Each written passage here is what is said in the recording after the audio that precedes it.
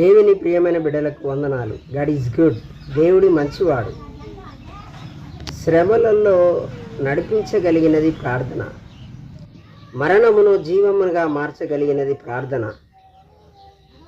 బలహీన సమయంలో బలపరిచేది ప్రార్థన.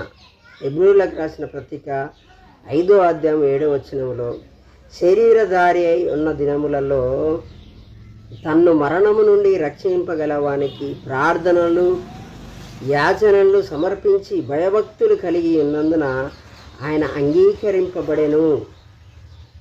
వాక్య భాగములు యేసుప్రభు గెత్సెమనే తోటలో చేసిన ప్రార్థనను జ్ఞాపకం చేస్తుంది. ఆయన దేవాది దేవుడై ఉండి తండ్రి మీద ఆధారపడుతూ తన బలహీనత సమయాల్లో, శ్రమ సమయాల్లో దేవుని మీద ఆధారపడి బలపరచబడినట్టుగా మనం చూస్తాం. దేవాది దేవుడై ఉండి ఆయన తండ్రి మీద ఆధారపడుతూ ప్రార్థన చేసి వేదనతో ప్రార్థన చేసినట్టుగా మనం చూస్తాం. మరి మనము ఎంతగా ప్రార్థించవలసిన వారమైనాం?